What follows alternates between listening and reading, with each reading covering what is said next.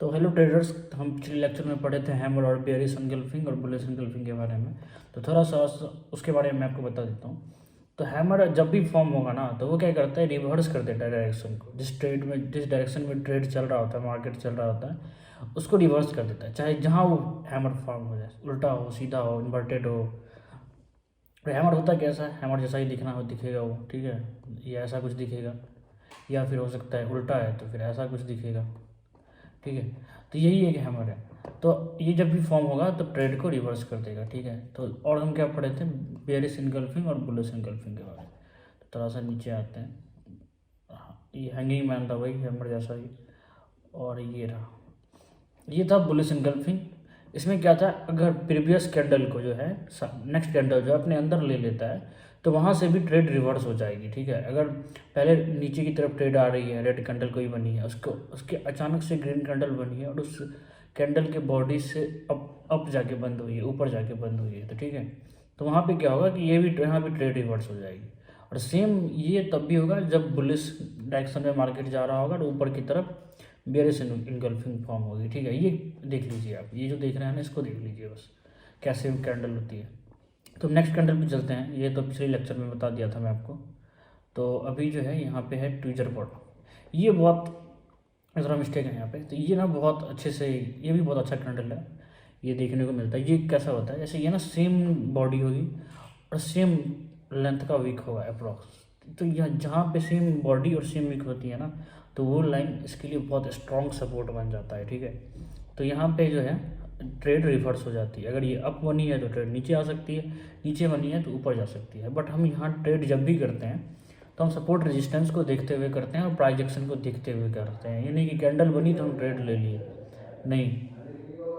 हाँ, तो बस यही, जब भी ये सेम कैंडल बनेगा, बॉडी भी सेम साइज़ की होगी, वीक भी सेम साइज़ की होगी, तो ये जो लाइन बनता है ना, ये यहाँ पे सपोर्ट बन जाता है, ठीक है। और ये जो लाइन बनता है यहाँ पे, ये भी सेम लेवल का होगा, ठीक है। तो फिर आगे बढ़ते हैं। ये था ट्विजर बॉटम। अब देख आते हैं नीचे की तरफ। ये है ट्विजर टॉप। ये भी सेम है, वही सेम लॉजिक, बस ये है कि ये जब डायरेक्शन अप होगा मार्केट का तो ये ऊपर बनेगी, ठीक है। तो ये जो लाइन होगा ना, ये लाइन, ठीक है, ये जो आप देख रहे हैं, तो ये जो है ना हमारा बनता है रेजिस्टेंस। यहाँ से हम नीचे की तरफ ट्रेड लेते हैं, ठीक है। तो बस यही था। अब आप नेक्स्ट कैंडल पे चलते हैं। बस कैंडल को ना देखिए, कैंडल दिख कैसा रहा, ठीक है। अब आता है इवनिंग स्टार। इवनिंग स्टार में क्या होगा कि पहले डायरेक्शन, कोई जिस डायरेक्शन में है मार्केट, उस डायरेक्शन में है, उसको अचानक से ना एक डिसीजन मेकिंग कैंडल बने। डिसीजन मेकिंग कैंडल कहने का मतलब कि ऊपर वीक भी है, नीचे भी वीक है, पहले नीचे गया फिर ऊपर गया, तो फिर पहले ऊपर गया फिर नीचे आया, और छोटा सा बॉडी बन गया। तो यहाँ पे डिसीजन हो रहा है। और उसके बाद अगर रेड कैंडल बन रहा है और 50% बॉडी से ज़्यादा अगर कवर कर ले रहा है, ठीक है, ये 50% बॉडी से ज़्यादा कवर कर ले रहा है, तो यहाँ पे ट्रेड रिवर्स हो जाती है, ठीक है। तो यहाँ ये भी ट्रेड का डायरेक्शन चेंज कर देता है। इवनिंग स्टार है ये। अगर यही अप डायरेक्शन में था मार्केट और फिर नीचे की तरफ जो ऊपर बना है तो फिर नीचे आएगा। अगर नीचे यही सेम पैटर्न बन रहा है तो ट्रेड ऊपर की तरफ रिवर्स हो जाएगा। तो अब नीचे आइए दिखाते हैं। अब है वाइट शोल्डर। ये भी बहुत अच्छा ट्रेड है। ये कब बनता है, जैसे मान लीजिए मार्केट नीचे की तरफ ट्रेड कर रहा है, ठीक है, मार्केट नीचे आ रही है, अचानक से क्या होता है, एक कैंडल बनता है, फिर उसके बाद नेक्स्ट कैंडल भी वही ग्रीन बनती है, फिर नेक्स्ट कैंडल भी ग्रीन ही बनती है। ये 3 कैंडल बनी, ठीक है, ये ग्रीन ही बनी। बॉडी वीक बहुत छोटा होगा, ज़्यादातर अच्छा, एक बॉडी का साइज भी बहुत सही होगा। तो जब ऐसा होता है ना, तो ये श्योरिटी दे देता है कि हाँ ट्रेड में हमें रहना चाहिए। अगर हम यहाँ कुछ ट्रेड लिए हैं इस जोन के आसपास, तो ये एक श्योरिटी दे देता है कि यहाँ पे हम ट्रेड ऊपर की तरफ जो लिए हैं तो उसको हम होल्ड कर सकते हैं, मार्केट ऊपर जाएगी, ठीक है। तो नीचे आते हैं ब्लैक क्रॉस। वही सेम है, जब मार्केट ऊपर की तरफ होगी और फिर नीचे की तरफ अगर 3 रेड कैंडल ऐसे ही बन रही है, वीक छोटा बॉडी हो अच्छी, तो ये श्योरिटी देता है कि अगर हम यहाँ पे नीचे की तरफ ट्रेड लिए हैं इस जोन में, तो फिर हम ट्रेड में रह सकते हैं, नीचे की साइड हम एग्जिट नहीं करेंगे।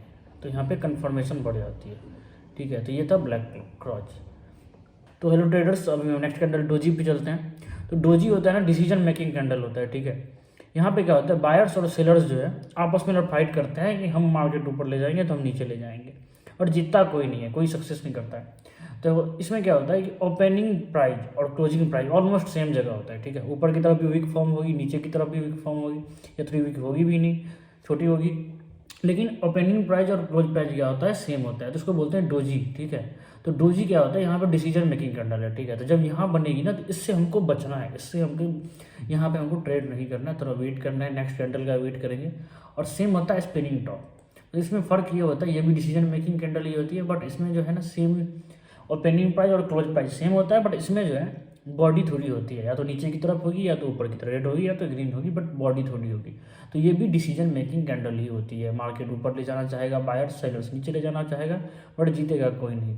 तो बस यही जो थे हमारे सबसे इम्पोर्टेंट कैंडल थे, और जो बचे हैं वो मैं कोर्स के बाद नेक्स्ट एक लेक्चर में ख़त्म कर दूंगा, बट अभी जितना ज़रूरी था वो मैं आपको बता दिया, ठीक है। आप इसको देखिए, और नेक्स्ट हम सपोर्ट रेजिस्टेंस जो है उसको देखेंगे, ठीक है। तो आज के लिए बस इतना ही था। तो लाइक, सपोर्ट और सब्सक्राइब।